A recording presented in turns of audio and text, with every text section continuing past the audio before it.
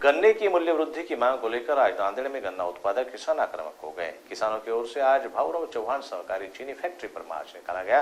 इस मार्च में बड़ी संख्या में गन्ना उत्पादक किसान शामिल हुए। गन्ने का दाम 3200 रुपए दिलाने की मांग को लेकर गन्ना उत्पादक किसानों ने आज नांदेड़ में भाऊराव चौहान सरकारी चीनी फैक्ट्री पर धावा बोल दिया।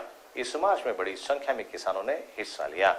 आक्रामक किसानों ने चीनी मिल से मांगों को तुरंत पूरा करने की मांग की। मांगे पूरी नहीं होने पर फैक्ट्री के चेयरमैन और पूर्व मुख्यमंत्री अशोक चौहान से जवाब मांगने का इशारा भी किसानों ने दिया। वहीं किसानों ने फैक्ट्री पर किसानों को डराने और धमकाने जैसे गंभीर आरोप भी लगाए हैं।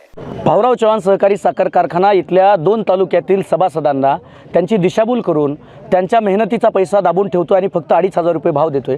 पश्चिम महाराष्ट्रातले आणि आजूबाजूचे कारखाने 3000 3500 भाव देत आहेत, पण भाऊराव कारखाना आणि इथलं प्रशासन दमदाटी करून शेतकऱ्यांच्या मेहनतीचे पैसे त्यावर डल्ला मारण्याचा प्रयत्न करते।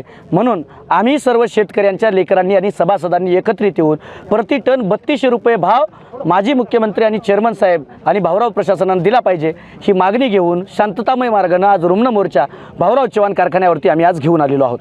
मागणी मान्य नाही झाली, अल्टिमेटम काय? मागणी जर येत्या काही काळामध्ये मान्य झाली नाही, बायलर पेटण्याच्या अगोदर जो भाव जाहीर होतो तो भाव जाहीर होत असताना जर 3200 रुपये भाव जाहीर केला नाही तर आम्ही कारखाना प्रशासनाच्या एकाही संचालकाला चेअरमन व्हाईस चेअरमन आणि इथले जे माजी मुख्यमंत्री त्यांना सभेमध्ये थेट उतरून जाब विचारू आणि त्यांना आमच्या गावामध्ये येण्यापासून मज्जाव करू।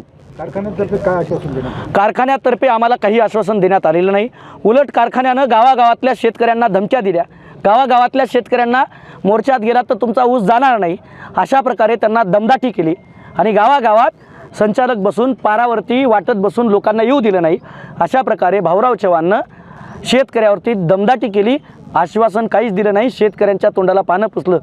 आतमध्ये चेअरमन व्हाईस चेअरमन आणि MD बसलेले आहेत, पण एका तकलादू अधिकार नसलेल्या माणसाला बाहेर पाठवलं। आम्हीही ग्राहक आहोत, आम्हीही मालक आहोत।